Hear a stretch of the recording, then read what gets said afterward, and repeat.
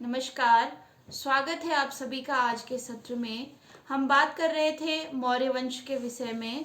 मौर्य वंश की जानकारी के प्रमुख स्रोतों की चर्चा हमने की थी। आज हम बात करेंगे मौर्य वंश की स्थापना किसके द्वारा की गई और मौर्य वंश में कौन कौन से प्रमुख शासक हुए जिन्होंने मौर्य वंश का साम्राज्य विस्तार किया। मौर्य वंश की स्थापना चंद्रगुप्त मौर्य के द्वारा 322 ईसा पूर्व में की गई थी। चंद्रगुप्त मौर्य ने चाणक्य की मदद से नंद वंश के अंतिम शासक धनानंद को परास्त करके मौर्य वंश की स्थापना की थी। धनानंद का सेनापति भद्रसाल, जिसे भट्टसाल भी इतिहास में कहा गया है, उसको पराजित करके चंद्रगुप्त मौर्य चाणक्य की सहायता से मगध पर मौर्य वंश का परचम लहराता है। मौर्य वंश के विषय में कुछ मत इतिहासकारों के मध्य प्रचलित हैं। उदाहरण के लिए जस्टिन ने मौर्यों को डाकुओं का गिरोह कहा है। इसी प्रकार से इतिहासकार रोमिला थापर के अनुसार मौर्य वैश्य वर्ण से संबंधित थे, जबकि ब्राह्मण मान्यता के अनुसार चंद्रगुप्त मौर्य की माता शूद्र जाति की मुरा नामक महिला थी।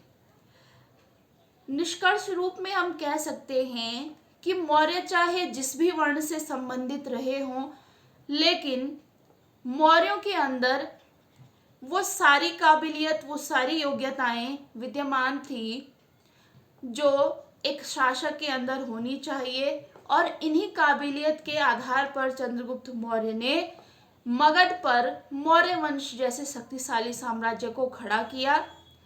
चंद्रगुप्त मौर्य के राज्याभिषेक के पश्चात चंद्रगुप्त मौर्य ने सर्वप्रथम मगध साम्राज्य में पंजाब को सम्मिलित किया।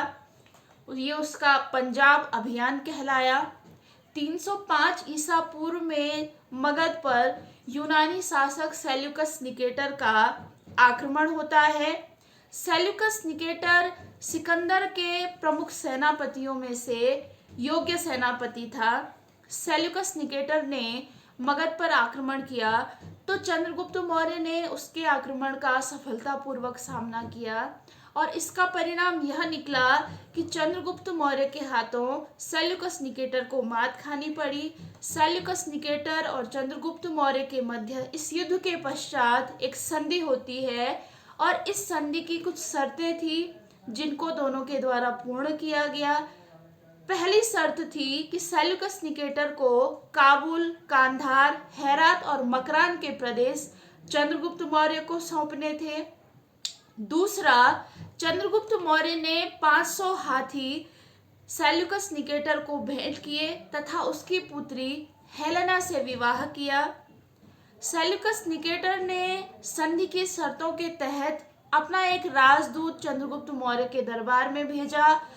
वह राजदूत मेगास्थनीज था, जो 305 ईसा पूर्व से 298 ईसा पूर्व तक चंद्रगुप्त मौर्य के दरबार में रहा, और यहाँ रहते हुए मेगास्थनीज ने इंडिका नामक पुस्तक लिखी।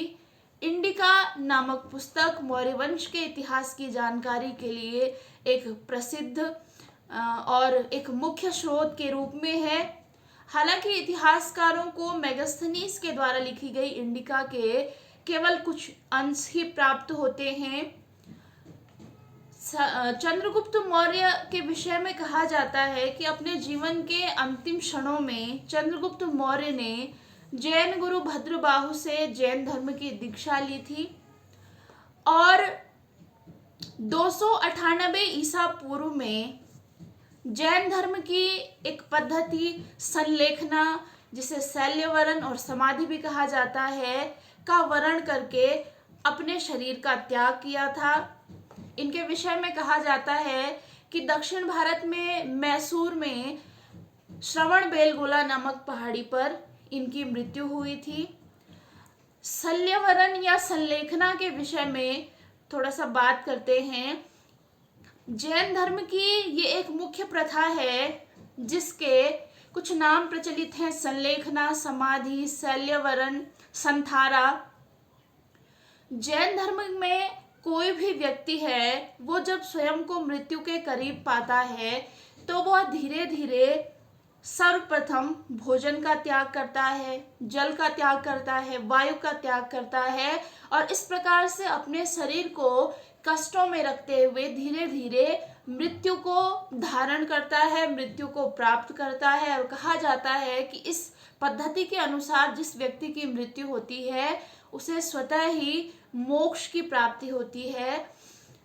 तो इसी पद्धति से चंद्रगुप्त मौर्य की मृत्यु हुई थी, ऐसे हमें प्रमाण मिलते हैं। आज के सत्र में इतना ही। अगले वीडियो में हम बात करेंगे चंद्रगुप्त मौर्य के प्रमुख उत्तराधिकारियों के विषय में। तब तक के लिए धन्यवाद।